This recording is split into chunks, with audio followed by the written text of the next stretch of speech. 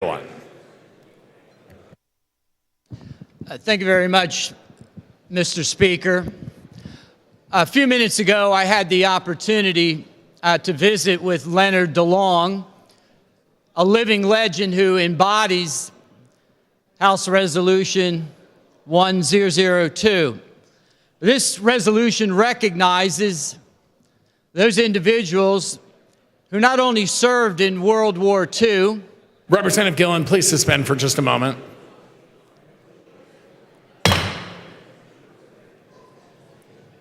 Members, please take your seats.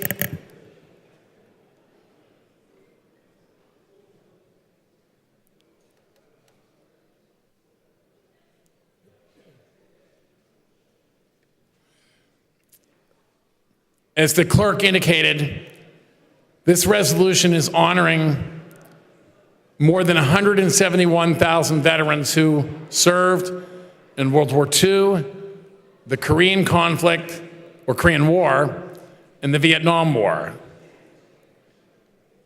And I believe he has some very special guests with us today as well, correct?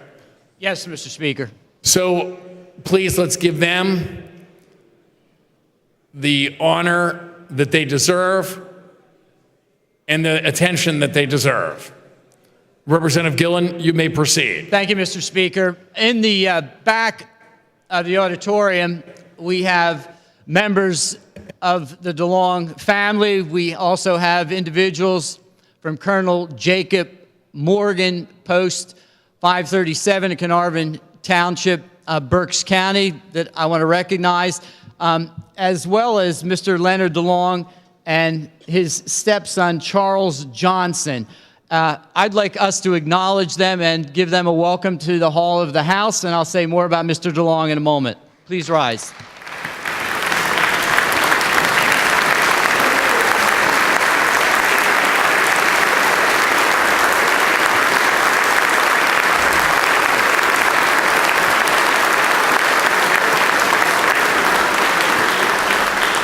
Thank you. You may be seated.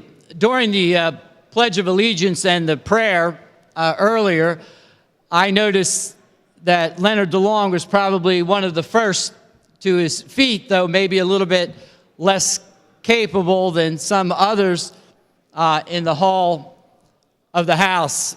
He would have had every good reason physically to remain seated, but Mr. DeLong is all about duty. 1969, he received orders to go to Vietnam for the second time with the 1st Marine Air Wing near Da Nang, the Air Force Base. And I said to him, was there any hesitancy? And I'll explain why we could conceive that there may be some pause. But he said, no, it was my duty to go to Vietnam for a second tour of duty. Back in 1950, Mr. DeLong was called to Korea, to the Incheon Landing, that legendary movement led by General Douglas MacArthur that saved the Korean people and the peninsula. Later in that conflict, Leonard DeLong was at the Chosin Reservoir, which only could be described as brutal, savage, where tens of thousands of combatants on both sides lost their lives, some to mortar rounds, others to bullets, still others because of the elements in the Chosin Reservoir. In 1943, Leonard DeLong received his call to duty as a United States Marine. And in 1944, perhaps the better-known D-Day landing was occurring. Leonard DeLong was running out of a landing craft with another 18-year-old alongside of him and said, this looks like the end for us. Saipan was heavily fortified, heavily guarded, and was the site of the largest banzai charge in the South Pacific during World War II. There was somebody else on Saipan that was a target of the United States Marines, the United States Armed Forces. Chichinuramo was the admiral that led the carrier attack on the United States at Pearl Harbor.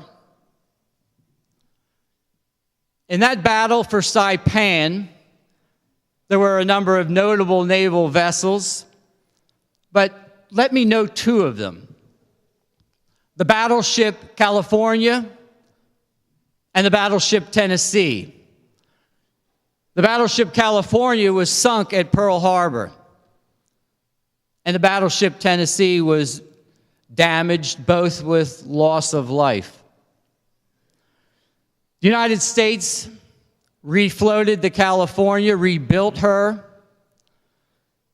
and the Tennessee was repaired, and both saw action at Saipan. In World War II, Leonard DeLong was at Saipan. He was at Okinawa. He was at Tinian. And he received 3 Bronze Stars for heroic conduct, for valor, for achievement, for bravery, and literally for a love of country, and we thank you for that.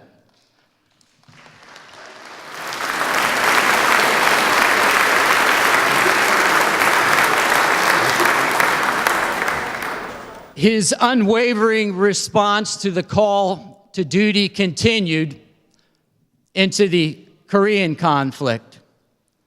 3 Bronze Stars in the South Pacific. Some years later in Korea, 5 Bronze Stars for Leonard DeLong. He's a man who at 91 years young just celebrated a birthday in August, still loves that flag enough to stand up when it's difficult to do it. In fact, he's been very sick recently, but he much wanted to be here to greet you. Unwavering, relentless in the face of the heat of battle, tenacious in conflict because he loves that flag.